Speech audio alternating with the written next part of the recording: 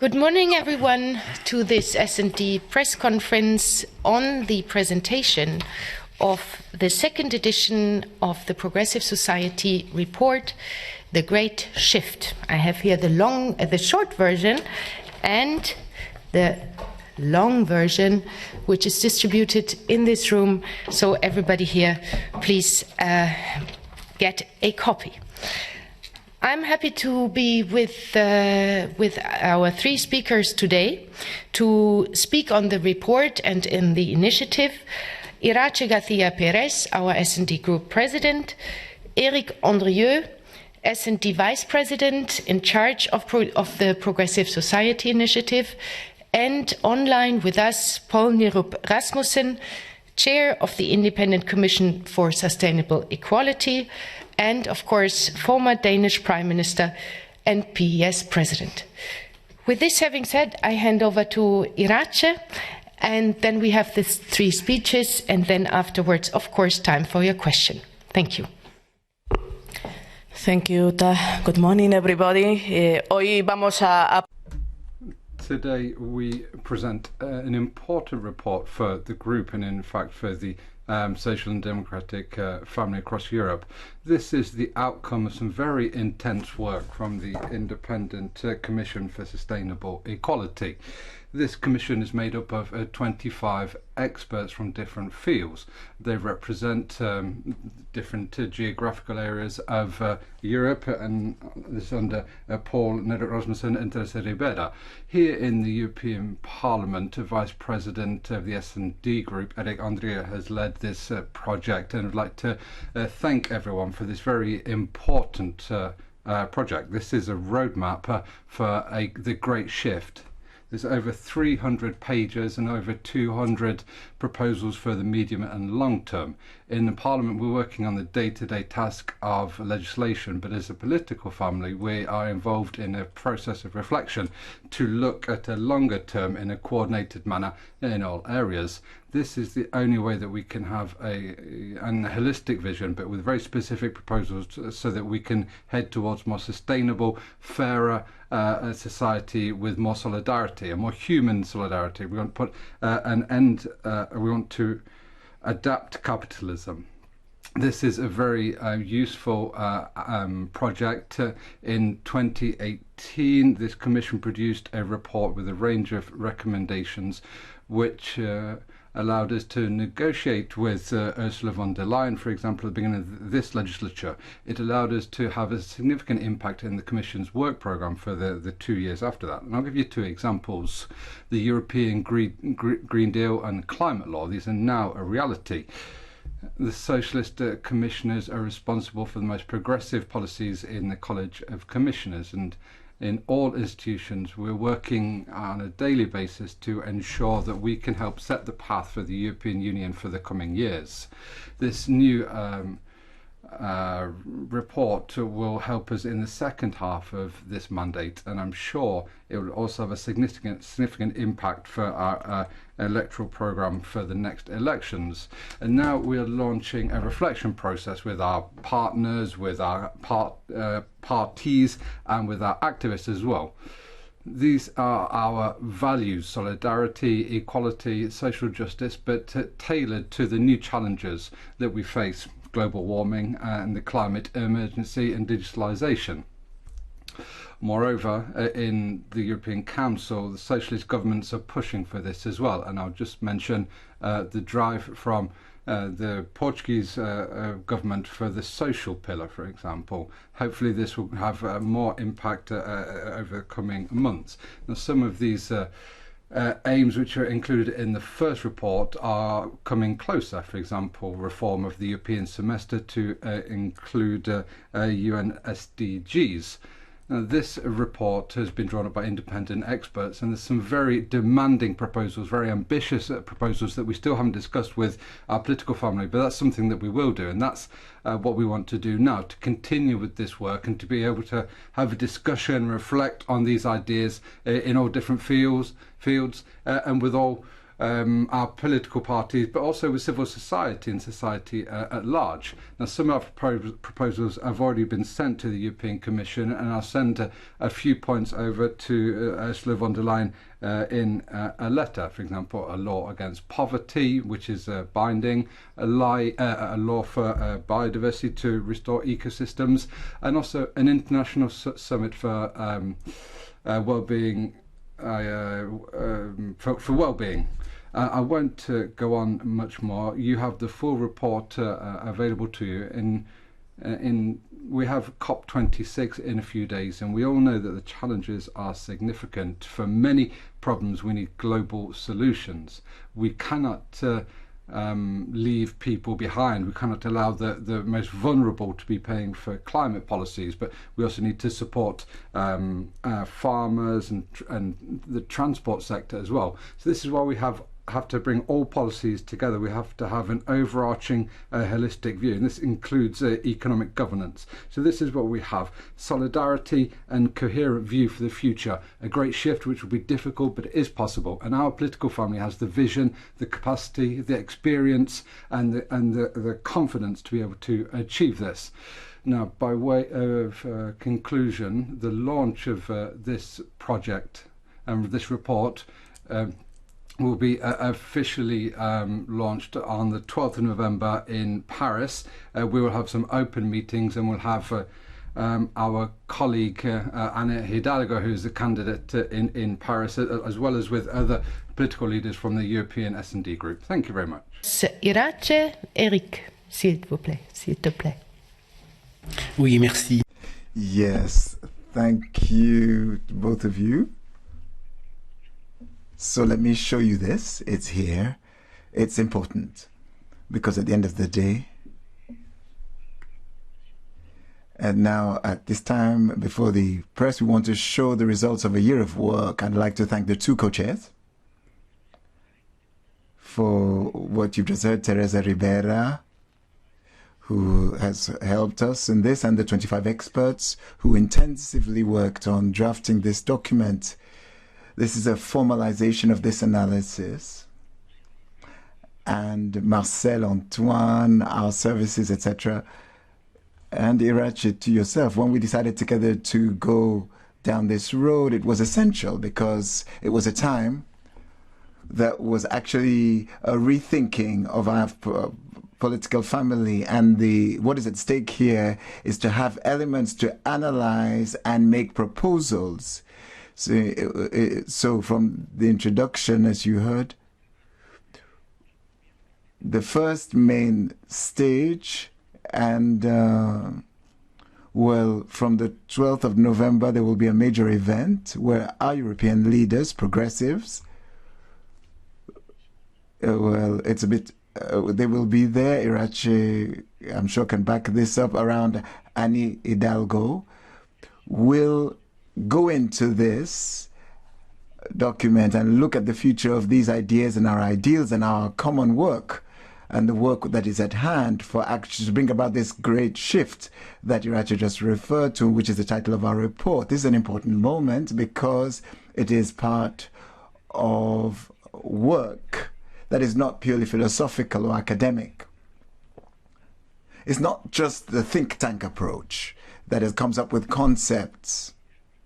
This has been, if you like, our roadmap, as you said, and this is a concrete approach. It's something that is politically operational. It's important for our family.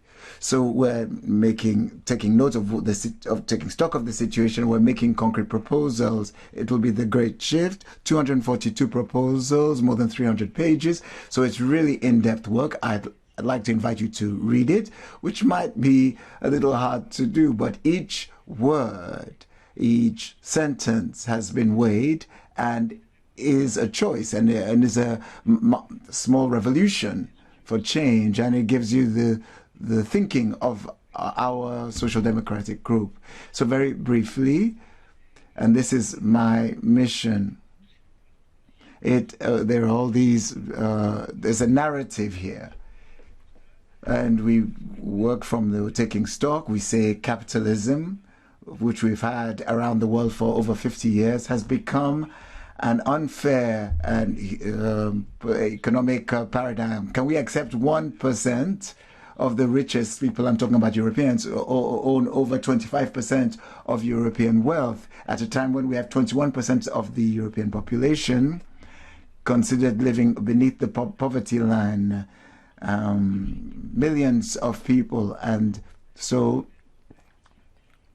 this is the same situation we see around the world. 1% of the population of the world has 44% of the global wealth. And as a socialist, as a social democrat, as a progressive, this is something that really concerns us. And this is one of the bases of this. And then if you look at the narrative, and it's really excellent, it must be recalled, we're saying that over and beyond what we have seen, the social crisis, the climate crisis, economic crisis, political crisis, we cannot treat all of these separately. We're talking about a meta crisis. So we as politicians need to have a global vision. We cannot treat all of these differently. That's the first element that you see in the analysis. The need to treat crises in a global manner. So the European response is important. It's necessary, but it's not enough. As Iratxe, as you said, what we've done is really important, the Green Deal, etc. But the situation is that we have a time bomb in terms of our society. They have not actually measured the impact of these changes on the most vulnerable in Europe. So we need to go further. And this is what we're saying in the report, right throughout the report, when we talk about a fair transition, look, climate change, environmental change, but the immediate impact that this will have on European population. We cannot dissociate these two approaches, and this is presented in what we have. I've spoken about the globalized economic approach, which is obsessed by the production of wealth. And this is something that we've looked at in talking only about GDP. And we think this is no longer a valid. So what we're saying, GDP cannot be the policy for the future. So imagine a society looks at the well-being of its people. And this is what we're saying in this report. The matrix of our idea that should concern us is the idea of well-being. So we must change our paradigm, and it is with strength and courage that we must say this, and we must do this with regards to transforming society. So we need to redirect our model towards this broader objective, taking account of well-being around Europe and around the world. This is a major problem. We need to build together this edifice to measure intercontinental well-being. And Iratxe said this, so we need to change global governance, European governance. This meta crisis we're talking about is that governance is no longer adapted. We need to look at all the models of governance. And here within Europe, when it comes to the reform of the European semester, this is something Iratxe said as well. So the very issue of regulation is at the heart of what we're proposing. It is deregulation that has proposed all these perverse effects that we're referring to. So this is something that must be taken account of.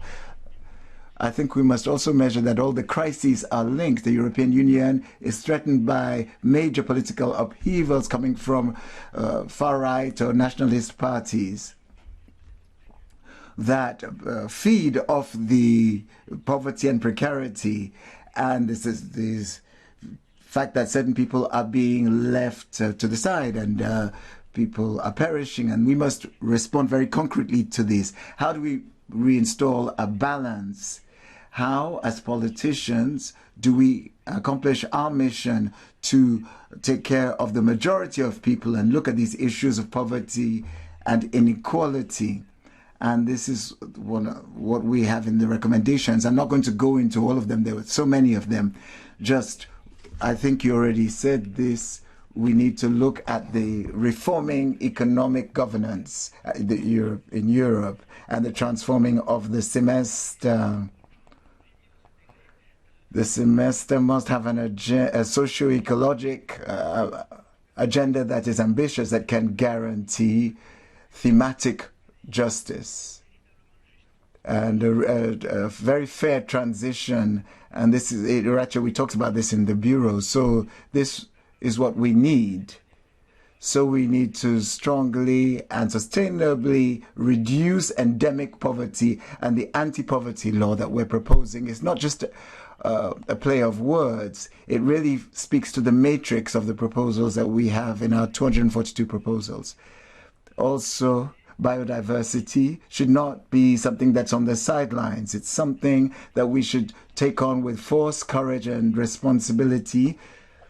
And here we should have a biodiversity law, as we did for climate, something that is binding, that takes account of the fact that the mandate has come from the fact that we are causing problems with biodiversity. There's also the problem of fiscal management and taxation. We should really have a wealth tax.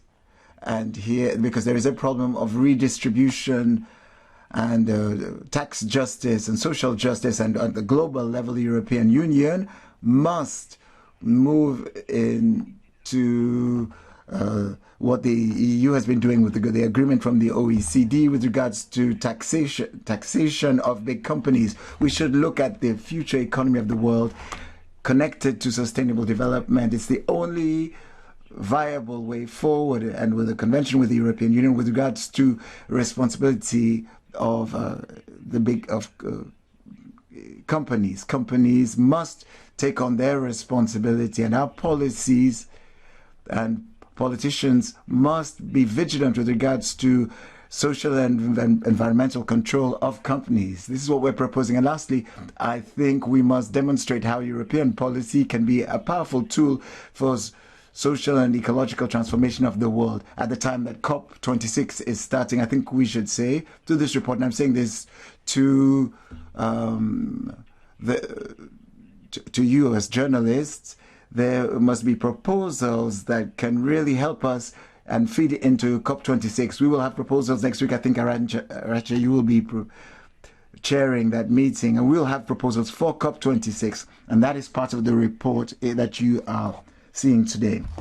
Just an example, today climate is changing, and private insurance is not enough to deal with the problems that are caused, and we raise the issue in this report.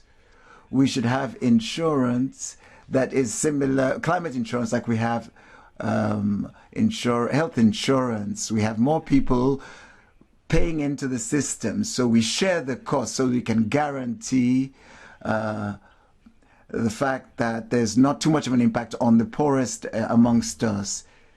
And these proposals have been made, and they will be presented next week. So I'm sorry I was a bit long, but this is really difficult to summarize this in just a few minutes. It was very dense. Thank you. Beaucoup, Eric.